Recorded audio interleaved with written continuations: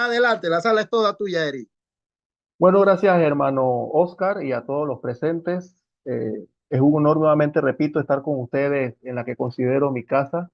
Lástima que no veo por ahí al hermano Roquel, uno de mis teachers, mis profes, que siempre me ayudó desde el Él está por comienzo, ahí, él ¿no? está por ahí, él está ahí, Ahí, él está aquí, escondido, él está aquí escondido. contigo. Él fue el que abrió el YouTube. Ok, ok. Bueno, vamos a hablar el día de hoy sobre la llegada de Jesús en clave de fe. Como les mencionaba, voy a pausar un momentito el video porque cuando el internet está medio malo con video como que se pausa más.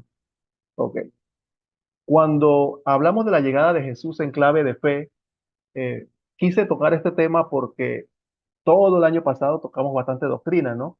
Y también hay un hermano que es experto tocando temas espirituales, que es Harold de Perú, y yo acabo de decirle que no llego ni a los talones, pero todas esas charlas espirituales que él daba nos da pie para comenzar el año civil con otra charla espiritual.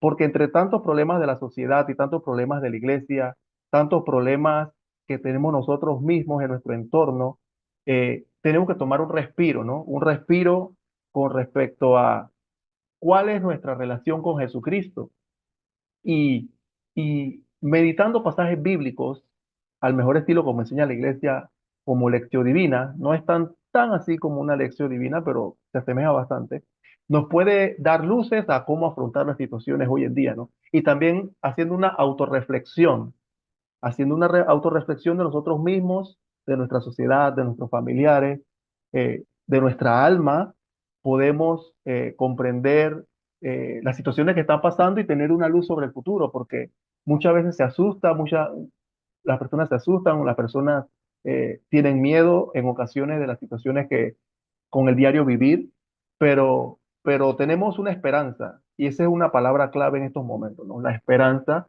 de que nuestro Señor Jesucristo siempre está con nosotros. Entonces, por eso les doy la bienvenida a esta reflexión sobre la llegada de Jesús en clave de fe, como dice el título del programa de hoy, ¿no? Entonces, hace 2000 años, Jesús vino a nuestro mundo marcando un momento crucial en la historia y dejando un legado de amor y redención, y eso todos lo sabemos, ¿no? Como cristianos católicos que somos, que estamos en formación, sabemos que Jesús vino hace 2000 años atrás de manera histórica, un personaje histórico con un mensaje de amor y redención. Pero, algo muy importante, pero su presencia no es solo un recuerdo antiguo, porque el mundo quiere hacer ver como que Jesucristo es un mito, que Jesucristo es un hombre más.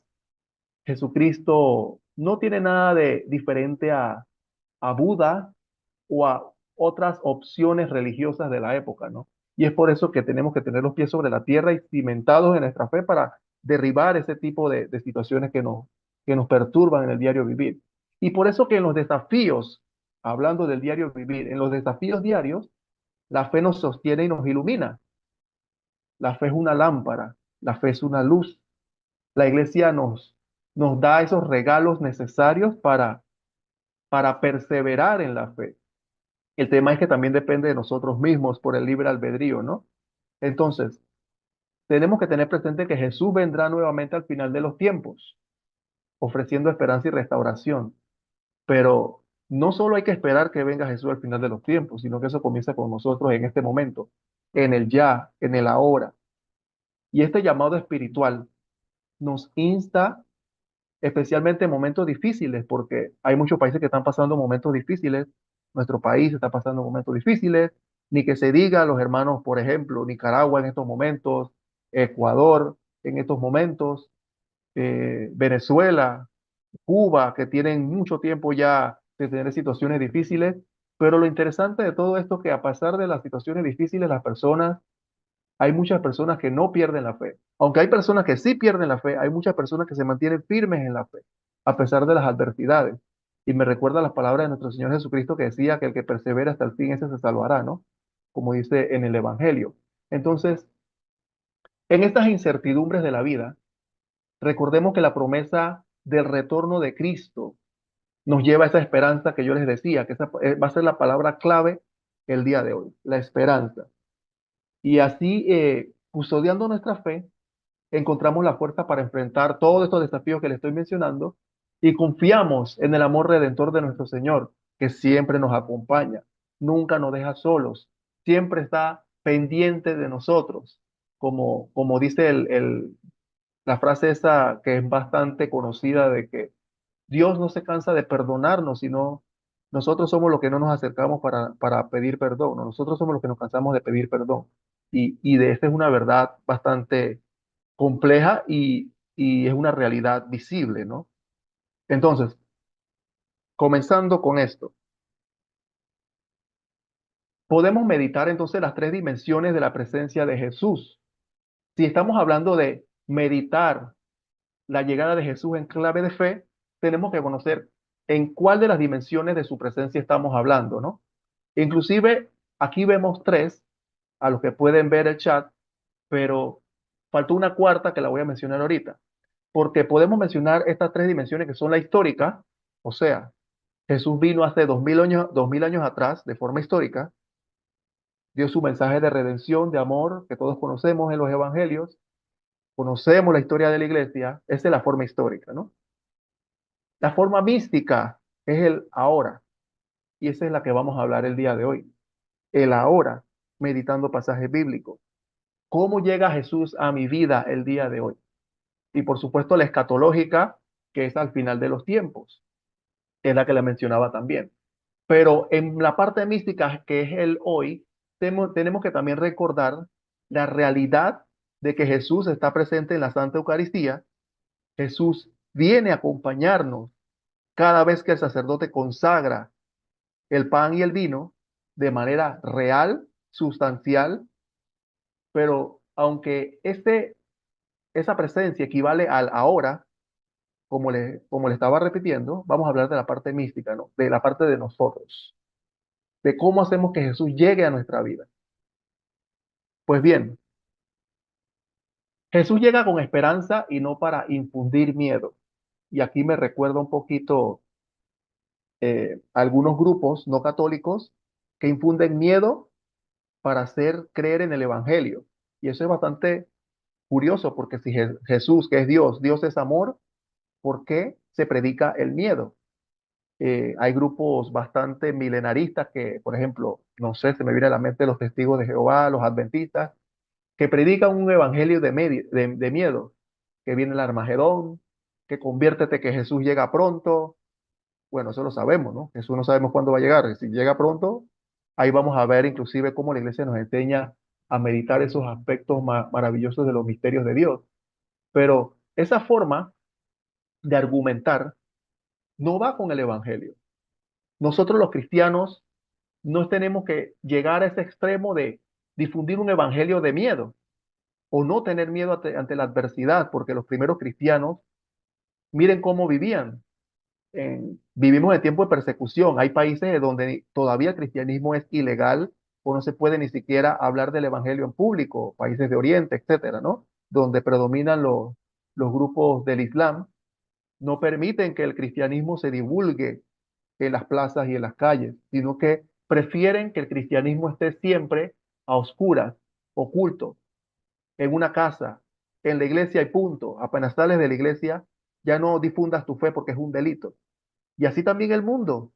¿No le parece curioso que asimismo, como esos grupos, esas religiones que están en contra del cristianismo de cierta manera, en muchas maneras en realidad, pero vamos a decir que de cierta manera se parece similar a lo que el mundo de hoy nos quiere predicar?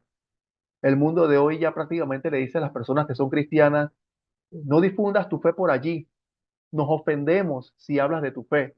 Yo, yo creo lo que a mí me plazca. Yo vivo mi vida como me da la gana. Entonces pasa lo mismo que en esos grupos que relegan a la religión a solamente a lo privado. Solamente vive tu fe a lo privado. No compartas tu fe conmigo porque me ofende. Y parece una táctica similar, ¿no? Si ustedes lo ponen desde este punto de vista y lo analizan. Pues bien, pero si tenemos un evangelio de miedo, ¿qué nos dice en realidad el evangelio de nuestro Señor Jesucristo? Aquí tenemos, por ejemplo, a los adventistas versus San Lucas 21-25 en adelante. Evangelio de miedo versus lo que nos predicó Jesucristo. ¿Qué dice nuestro Señor? Que cuando venga el fin de los tiempos, habrá señales en el sol, Voy a leer aquí rapidito, porque vamos a meditar pasaje bíblico como bien mencionaba, ¿no? Habrá señales en el sol, en la luna y en las estrellas y en la tierra, angustia de las gentes, perplejas por el estruendo del mar y de las olas, muriéndose los hombres de terror, y aquí lo dice, ¿no? Muriéndose los hombres de terror, versículo 26, y de ansiedad por las cosas que vendrán sobre el mundo, porque las fuerzas de los cielos serán sacudidas. Y entonces verán venir al Hijo del Hombre en una nube con gran poder y gloria.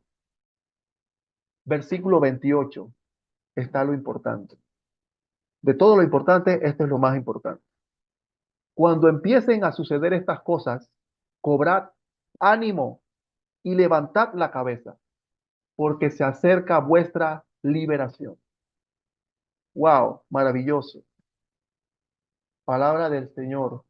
Gloria a ti, Señor Jesús. Entonces, a pesar del caos del mundo, a pesar de las situaciones complejas que tengamos en esta vida, a pesar de todo lo que esté pasando, que el mundo se nos venga encima, como bien se dice en esa frase, Jesucristo en su palabra dice, porque la fuerza de los cielos serán sacudidas, pero cuando empiecen a suceder estas cosas, cobrad ánimo. No dicen tengan miedo, dice cobrad ánimo, levantad la cabeza. No dice agachen la cabeza, no dice pónganse a llorar, no dice desespérense, conviértase en desesperanza. Él no dice eso. Él dice ánimo y levanten la cabeza porque se acerca vuestra liberación. Entonces, esto es bastante importante para meditar en estos momentos. Esto es bastante importante. Y la liturgia, el pulmón de la iglesia, el corazón de la iglesia, que es la liturgia, nos prepara para estos eventos. Porque recordemos lo que dice las personas y el sacerdote en misa. A veces se nos olvida. Y muchas veces que vamos a misa solamente a repetir palabras sin ver su significado, sin ver el más allá, sin ver a profundidad. ¿Y qué decimos en misa después de la palabra del Padre Nuestro? Y después de otros tipos de palabras y alocuciones del sacerdote. Cuando viene la parte, anunciamos tu muerte, proclamamos tu resurrección, ven Señor Jesús. Miren esa parte, ven Señor Jesús. Todos los días, si la persona va todos los días a misa, está diciendo en una oración que venga Jesús ya. Entonces, ¿por qué muchas personas tienen pánico cuando le dicen, conviértete que Cristo está pronto a venir? Conviértete que Cristo viene pronto. Si lo decimos todos los días en misa, ven Señor Jesús, o solamente lo decimos de los labios para afuera. Eso, cuando yo comencé a meditar en ese aspecto de la liturgia, yo mismo me decía, pero estamos hablando algo bastante cierto, ¿no? Tenemos miedo de que Jesús venga, pero a la vez la iglesia, madre y maestra, nos enseña de que Jesús venga, no hay problema. Si estamos completamente preparados en gracia de Dios, vivimos como buenos cristianos, como nos enseña el Evangelio, ¿por qué hay que temer? Ven, Señor Jesús, que venga, Maranata. Así tenemos que predicar los cristianos, así como los primeros siglos de la iglesia, que aun cuando eran perseguidos, eran eh, asesinados por el Imperio Romano, ellos ansiaban ese momento. Y se me viene a la mente un texto de los primeros cristianos, por ejemplo, San Policarpo o San Ignacio de Antioquía. No recuerdo bien cuál de los dos. Ahorita se me fue de la mente cuál de los dos, de cuál de los dos es este relato, pero ambos del comienzo del siglo segundo, que fueron discípulos de los apóstoles. Cuando los romanos los fueron a buscar, inclusive los recibió con una comida, los trató como hermanos y hacía eso porque él decía, se acerca mi liberación. San Ignacio de Antioquía decía, déjame ser molidos por las fieras. Y San Policarpo, cuando fue muerto quemado vivo. Él decía también palabras maravillosas que quedaron en la mente de las personas, tanto así que tenemos los relatos de el martirio de San Policarpo, narrado por los que vieron eso a plena luz, y también de San Ignacio, que aunque es un relato del siglo cuarto, como dicen los expertos, eso se transmitió de tradición en tradición desde los siglos anteriores, y es bastante maravilloso eso, ¿no? Entonces la liturgia nos dice y nos prepara para estos eventos, ven Señor Jesús, y, y es bastante interesante porque lleva dos aspectos de la vida, ¿no? Uno, que estemos preparados, y dos, que tengamos esperanza. La liturgia siempre nos hace eso. Y si ustedes se ponen a ver, ahora cuando desarrollo un poquito más el tema, así mismo lo hace la Sagrada Escritura. Y hay una pregunta que muchos se hacen con respecto a la Sagrada Escritura, de que, ¿por qué Dios se demoró tanto para redimir a la humanidad, para preparar ese evento? ¿Por qué Dios se demoró? Dicen muchos, ¿no? Porque si Dios vio lo que sucedió en el Génesis, ¿por qué inmediatamente no restauró todo? Y es lo mismo que nos enseña la iglesia.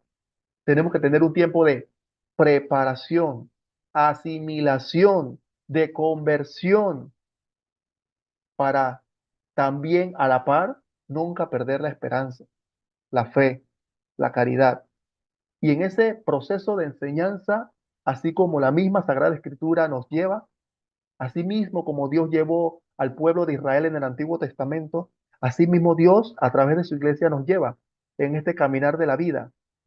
Preparación, paciencia, esperanza, fe, conversión para llegar a la redención, a perseverar hasta el final y obtener la redención que Cristo nos otorgó en la cruz. Nosotros participar de ese banquete, como cuando Jesús nos redimió y nosotros podemos asumirlo simbólicamente como que Jesús preparó la fiesta y nosotros solamente tenemos que comernos el pastel. Así, tan así nos lo dejó clarito y fácil Dios. Dios preparó el camino, nos preparó la fiesta y solamente espera que nosotros nos comamos el pastel en la fiesta. Pero para comernos ese pastel ponemos muchas trabas, ponemos muchísimas trabas. Somos como unos niños rebeldes que no quieren ir a la fiesta. Y es por eso que Jesús debe llegar a nuestro corazón en una clave de fe. ¿Y qué sucede usualmente? Así como en el Génesis nos escondemos de Dios, nos escondemos de Dios. ¿Y cuando nos escondemos de Dios? Cuando pecamos. Usualmente, también meditando en esta perspectiva, mientras más está la persona alejada de Dios, más le cuesta orar. Si ustedes prestan atención y pónganse a analizar, pensar, meditar entre ustedes mismos, mientras más uno se aleja de Dios, más le cuesta orar, más le cuesta relacionarse con Él. Por supuesto, si tenemos un pecado mortal, estamos llenos de pecado, perdemos esa relación, rompemos esa relación divina y nos cuesta porque no dejamos actuar al Espíritu Santo. Entonces, podemos meditar en este texto de Génesis capítulo 3 del 7 al 9. ¿Qué sucedió? Van a ver que sucedió lo mismo. Entonces, dice la palabra de Dios, se les abrieron a ambos los ojos, hablando de Adán y Eva, cuando pecaron. Miren cuando pecaron. Y se dieron cuenta que estaban desnudos y cosiendo hojas de higuera se hicieron unos ceñidores. Oyeron luego el ruido de los pasos de Yahvé Dios que se paseaba por el jardín a la hora de la brisa, y el hombre y su mujer se ocultaron de la vista de Yahvé Dios por entre los árboles del jardín. Y qué interesante, porque el texto dice que se ocultaron de la vista de Dios. Pero sabemos que Dios es omnisciente, no podemos ocultarnos ni siquiera de los pensamientos. Él lo conoce todo y Él lo ve todo. Omnipresente son las cualidades divinas.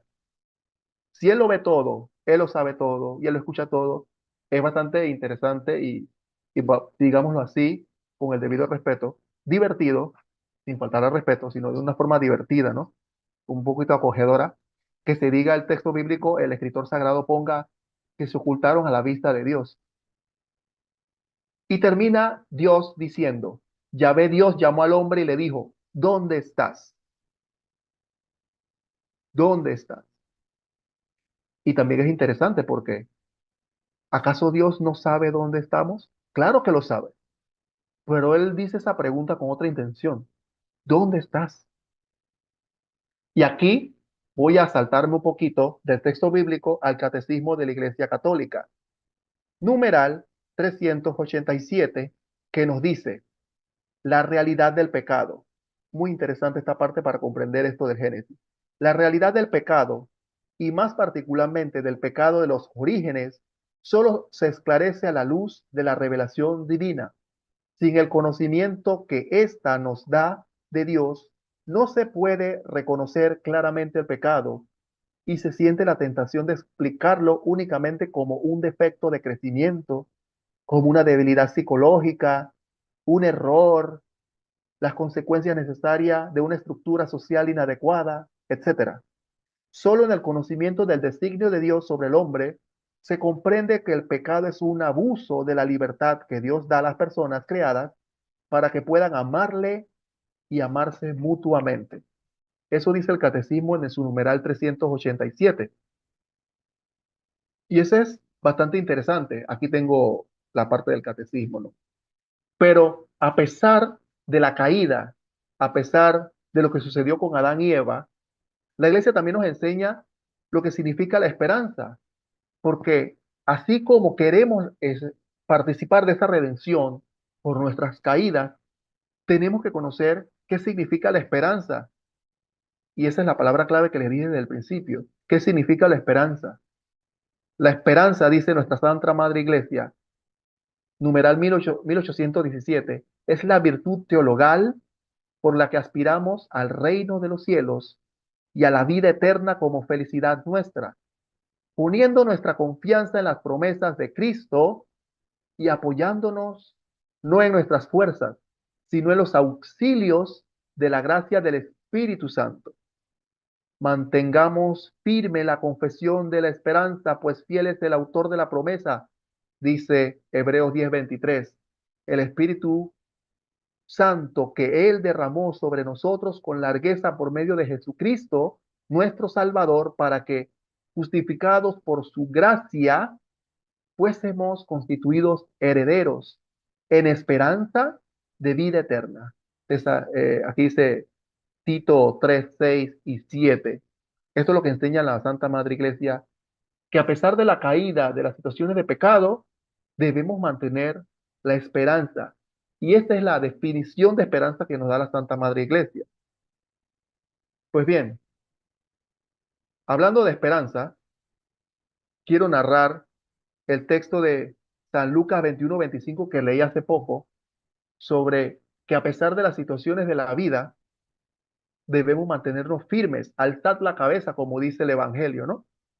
Entonces, en estas palabras de mantener, recobrad el ánimo y alzad nuestras cabezas, estas palabras de Jesús del Evangelio en San Lucas capítulo 21, se describe un momento de inquietud en la tierra y en el cielo, ¿no? Porque viene el fin del mundo, viene el final, viene la tribulación, vienen situaciones complicadas. Pero la frase clave que les digo aquí, que es la esperanza, es muy importante tomarla en cuenta porque aunque el mundo parezca caótico, Jesús nos anima a no ceder ante el miedo. Y esa es la virtud teologal de la esperanza. No sucumbir ante el miedo, sino levantar nuestra cabeza con confianza, como dice el Evangelio. Y en este tiempo como el de hoy, no el de mañana, ni el pasado, el hoy de nosotros, el de nosotros, el presente de nosotros, a pesar de las dificultades que tengamos nosotros, tengamos confianza en que nuestro Señor Jesucristo está presente en todo momento y como dice el Evangelio, que nuestra redención está cerca. Y si estamos pendientes de que nuestra redención está cerca, podemos estar preparados. Entonces, podemos hacernos algunas preguntas bastante interesantes, ¿no?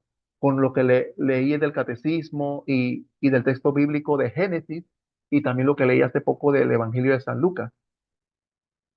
Es una pregunta para analizarte a ti mismo. Por ejemplo, ¿cómo reaccionas ante las señales de caos del mundo? Esa es una buena pregunta. ¿Cómo reaccionamos ante el caos del mundo? Jesús nos invita a no sucumbir ante el miedo, a erguirnos y levantar la cabeza. Entonces, ¿qué significa para ti, hermano, que estás escuchando esta reflexión? ¿Qué significa para ti erguirte y levantar la cabeza en medio de las dificultades, ¿no? Tú solo sabes cuáles son tus dificultades en este momento. Pero ¿qué significa para ti erguirte y levantar la cabeza? Consideremos estas señales a nuestro alrededor. ¿Cuáles son estas señales? ¿Cómo interpretas esos desafíos que tú enfrentas hoy? Pero Jesús nos invita a ir más allá. Mantén la esperanza, querido hermano. A recordar nuevamente, como repito, la redención está cerca. ¿Y cómo puedes contemplar esta perspectiva y puedes aplicarla a tu vida? ¿Cómo puedes mirar con fe y confianza en Dios? Y lo más importante, no quedarte con eso, ¿no? Sino cómo puedes vivir esa esperanza y compartirla con los que te rodean, compartirla con los demás. Eso es muy importante, ¿no? Jesús nos devuelve la esperanza. Otro texto bíblico bastante bonito, ¿no? Ese texto de San Juan, capítulo 4, versículo 4 en adelante, tiene que ver con la samaritana. Vamos a leerlo. Sé que es un poquito largo, pero a ver si todavía tenemos tiempo. Tenemos tiempo. Vamos a leerlo y a meditarlo. Dice así. Jesucristo, por supuesto, tenía que pasar por Samaria. Llega pues a una ciudad de Samaria llamada Sicar, cerca de la heredad que Jacob dio a su hijo José. Ahí estaba el pozo de Jacob.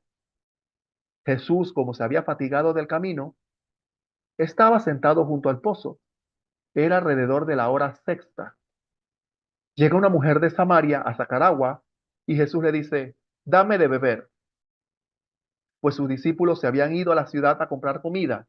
Le dice a la mujer samaritana, perdón, le dice la mujer samaritana, ¿cómo tú, siendo judío, me pides de beber a mí, que soy una mujer samaritana? Porque los judíos no se tratan con los samaritanos. Jesús le respondió, si conocieras el don de Dios y quién es el que te dice, dame de beber, tú le habrías pedido a él y él te habría dado agua viva. Le dice la mujer, Señor, no tienes con qué sacarla y el pozo es hondo.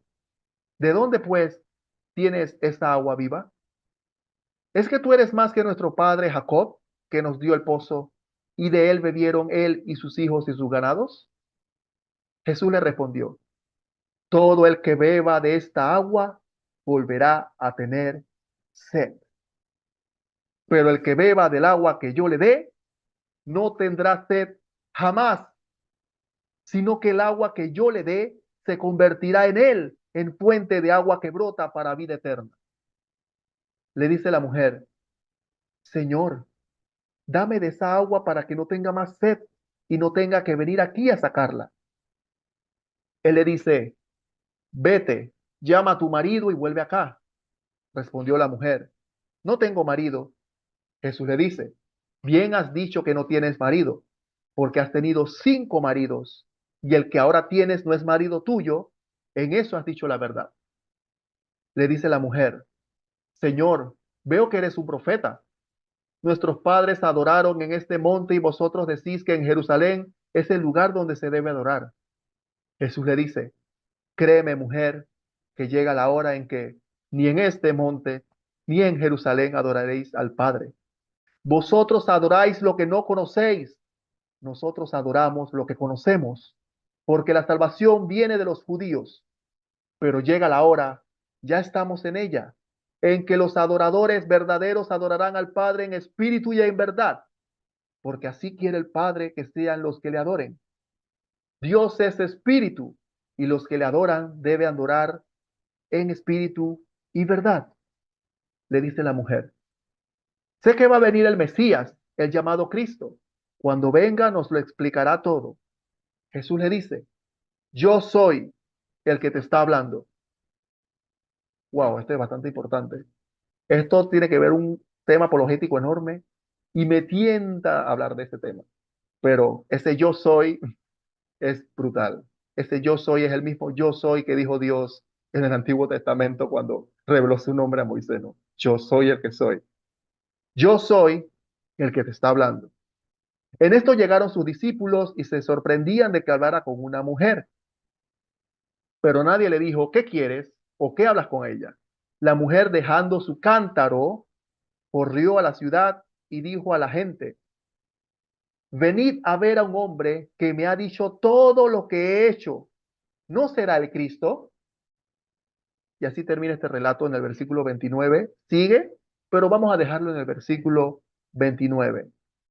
Es bastante importante este relato que aunque un poco largo, nos da muchísimas cosas que meditar. Y no solamente el yo soy, cuando Jesús, como Dios, se le revela a una mujer que ni siquiera es judía, ¿no? Sino una samaritana, que son aquellos que también no solo practicaban algunas cosas judías, sino que estaban alejados de la verdadera fe judía y adoraban a otros dioses. Se habían pervertido por los pueblos paganos.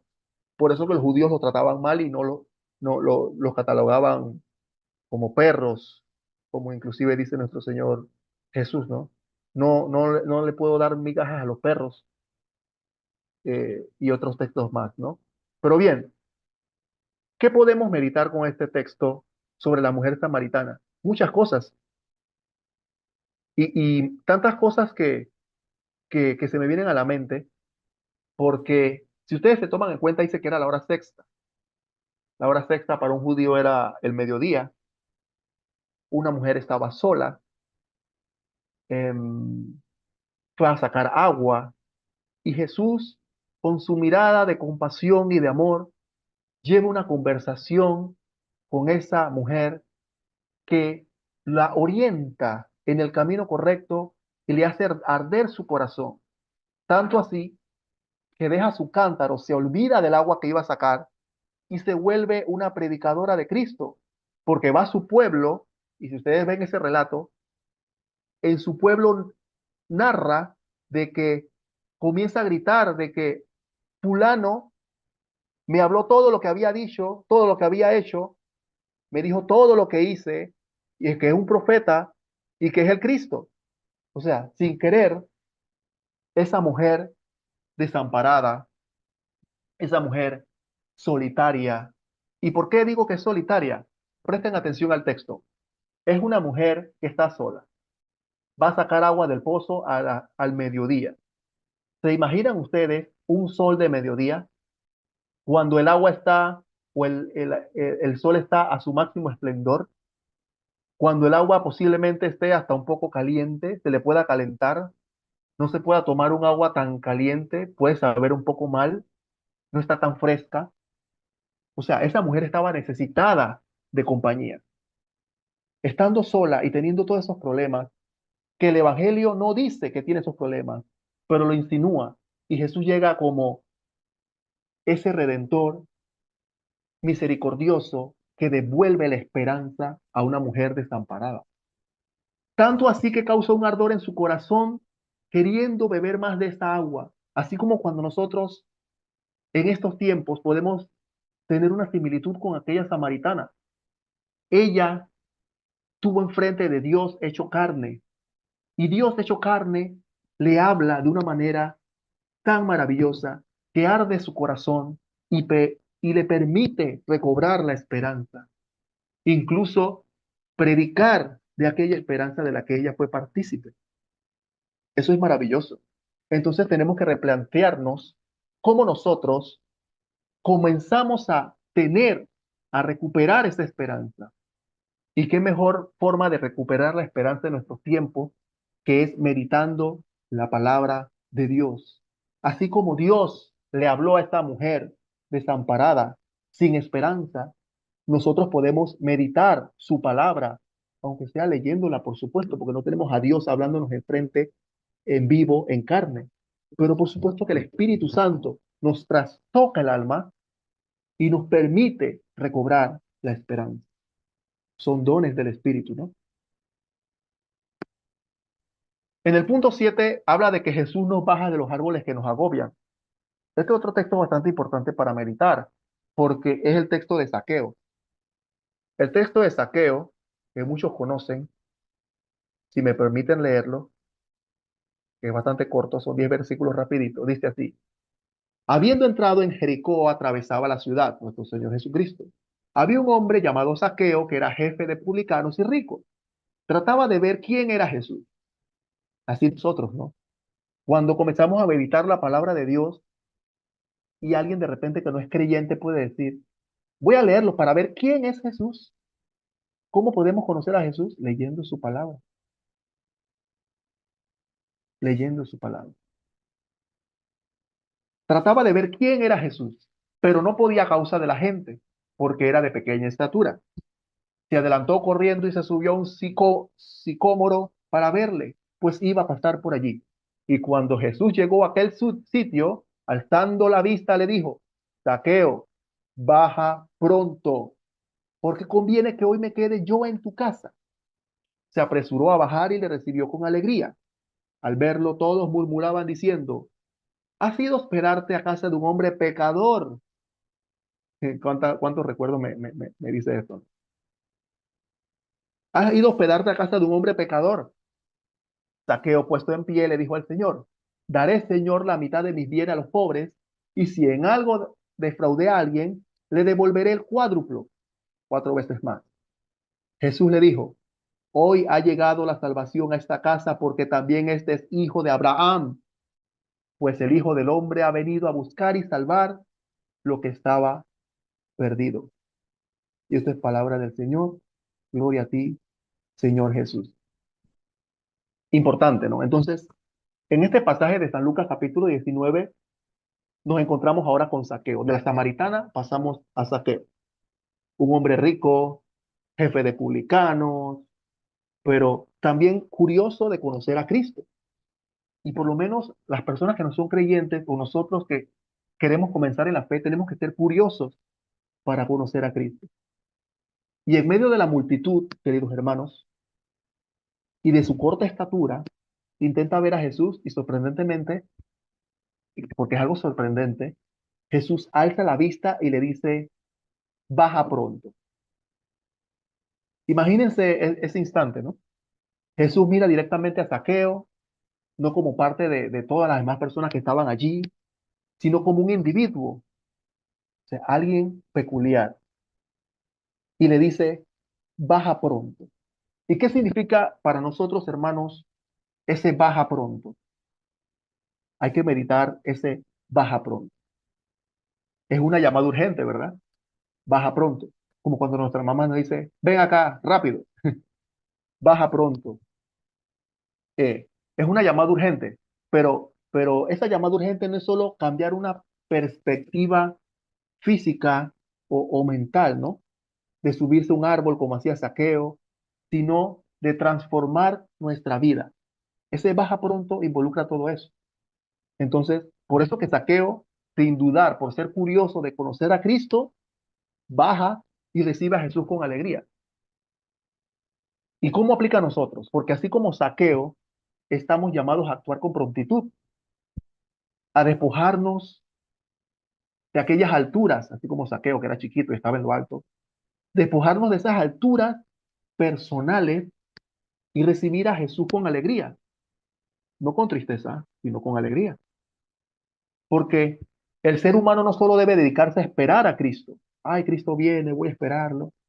Sí, voy a esperarlo, pero con una apatía, sino que tenemos que tener ese tiempo para bajar de nuestras alturas, cambiar y ofrecer nuestra vida generosamente, así como lo hizo Zaqueo, que ni siquiera en su proceso de conversión, llamémosle así, entre ese bajar del árbol, bajar, hacerle caso a la voz de Cristo y después decir que iba a restituir todo lo mal que había hecho, ni siquiera le presta atención a las personas que lo estaban criticando o estaban hablando de Jesús. A Jesús le decía, ahora va a bajar y va a comer con pecadores. Así muchas veces nos dicen a nosotros cuando queremos comenzar ese camino a la santidad. Y yo personalmente, o de repente alguien pudo haber tenido esa experiencia cuando comienza a ir a la iglesia y le dice, ahora este se cree santo. Los vecinos comienzan a murmurar, ahora este todos los domingos va a misa. Esta persona ahora no quiere hablar con uno. Ahora nos saluda más apático. Para ellos apático, pues uno le dice Dios te bendiga o otras palabras, para ellos apático. Ahora no quiere tomar cerveza con nosotros. No quiere emborracharse con nosotros. Este ahora ya no quiere saber de nadie. Ahora nos trata como si no fuéramos nada. O sea, se le vienen a la mente tantas cosas a las personas que comienzan a pensar por uno, pero no toman en cuenta de que nuestro proceso de conversión y santidad está comenzando. Ese despertar del espíritu, ese despertar, así como Jesús le dice, baja pronto a Zaqueo, y nosotros escuchamos esa voz de Dios que nos dice, apúrate, comencemos, conviértete, cree en el Evangelio. Y en ese convertirse pasamos esas dificultades. Incluso nuestros propios familiares a veces nos perturban y nos detienen, aunque parezca mentira. No los de afuera, inclusive nuestros propios familiares nos detienen. No vayas a hablar eso allá. ¿Por qué estás yendo a la iglesia? Tanto, no me prestas atención, no me quieres llevar a pasear. O sea, pasear es más importante que ir a la iglesia una hora. Cosas por el estilo, ¿no? Pero bien, así como Saqueo respondió ese llamado, nosotros también tenemos que responder ese llamado. Entonces, tenemos que hacernos otras preguntas, ¿no? Porque en cada evangelio nos respondemos preguntas. Y medítate en tu interior. ¿Te has sentido alguna vez incomprendido como Saqueo o un poco excluido?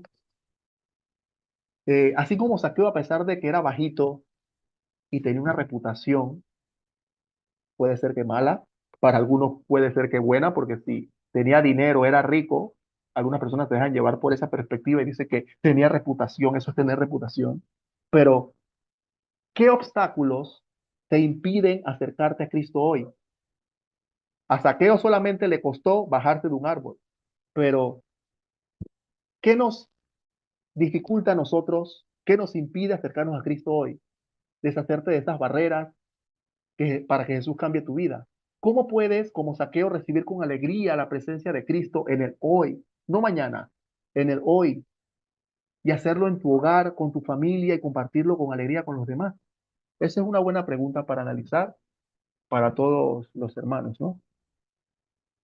Pero bien, a pesar de todo, a pesar de que podemos contemplar esas dificultades de la samaritana, esa desesperanza que Jesús devuelve, a pesar de la comodidad, podemos decirle, de Saqueo, un hombre rico que acepta ese llamado de Cristo y se baja de sus alturas. No importa cuál sean esas alturas que se reflejen en nosotros, no importa cuáles sean esas alturas, pero esas alturas se reflejan en nosotros para buscar a Cristo. Él aún así nos llama por nuestro nombre y nos dice, baja pronto. Y a través de eso podemos vivir en el amor y viviendo en el amor nos ayudamos a perseverar en la fe y en la esperanza en estos tiempos. Así como comenzamos este relato, esta enseñanza de que a pesar del caos del mundo o lo que pueda estar sucediendo en la iglesia, que también son tiempos difíciles, tenemos que vivir en la esperanza y en la fe, perseverar. Así nos lo dice 1 Tesalonicense capítulo 3 versículo 12 en adelante, que vamos a leer, 12 y 13. Dice así, y con esto vamos terminando. Dice San Pablo a los de Tesalónica, en cuanto a vosotros, que el Señor os haga progresar y sobreabundar en el amor de unos con otros y en el amor para con todos, como es nuestro amor para con vosotros, para que consoliden vuestros corazones con santidad irreprochable ante Dios, nuestro Padre, en la venida. ¿Ven cómo hablamos de la llegada, la venida? Como lo quiere, cualquier perspectiva que tú quieras tomarla. En la venida de nuestro Señor Jesucristo con todos sus santos. Y nosotros decimos, amén. Así como lo dice la liturgia, ven Señor Jesús. En la venida de nuestro Señor Jesucristo debemos perseverar en el amor con todos. Perseverar en el amor. Entonces, aquí San Pablo expresa su deseo de que el amor entre los miembros de la iglesia de Tesalónica crezca. Imagínate en tu comunidad donde el amor abunda, porque si Dios es amor, tenemos que reflejar ese amor de Dios. Y no solo entre los miembros de tu comunidad, sino también entre todos, ¿no? Dice San Pablo que este amor fortalecerá los corazones y lo mantendrá sin reproche ante Dios. Imagínense ustedes qué tan maravilloso eso, ¿no? Entonces, aquí viene más preguntas. ¿Estamos cultivando ese amor entre nosotros? ¿Estamos cultivándolo? Háganse esa pregunta ustedes mismos. ¿Estoy cultivando ese amor hacia los demás? Que no sea solamente un amor de la boca para afuera, sino que sea un amor profundo y verdadero. ¿Has sentido alguna vez de que Dios toca tu corazón y quieres compartir ese amor que Dios te brinda hacia los demás? Es bastante importante, ¿no? Entonces, Jesús se revela de maneras misteriosas, queridos hermanos. Jesús no solo se revela, o se reveló, mejor dicho, como nosotros lo conocemos en el Evangelio, o se puede revelar en el futuro de manera escatológica al final de los tiempos, o se puede revelar en nosotros cuando lo consumimos en la Santa Eucaristía, que Dios llega a morar en nosotros, sino que todos los días, a cada instante, Dios permite que nosotros tengamos esa experiencia de conversión y podemos contemplar esa mirada de Jesús que nos lleva a la redención. Por eso, queridos hermanos, ha sido esta charla de la llegada de Jesús en claves de fe. Y quiero terminar eh, con una frase de San Ignacio de Loyola, ¿no? Que resulta hermoso para el día de hoy. San Ignacio de Loyola, el fundador de los jesuitas, que dijo así: el propósito de Dios al crearnos es sacar de nosotros una respuesta de amor y servicio aquí en la tierra, para que podamos alcanzar nuestra meta de felicidad eterna con Él en el cielo. Así decía el fundador de los jesuitas, San Ignacio de Loyola,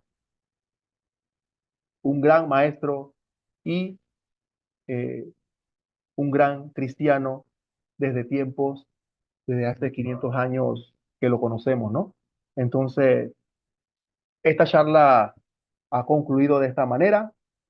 Si tienen alguna sugerencia o quieren comentar Pero, algo, alguna eh, experiencia de su llegada de Cristo a su vida, podemos sí. compartirla en este instante, ¿no?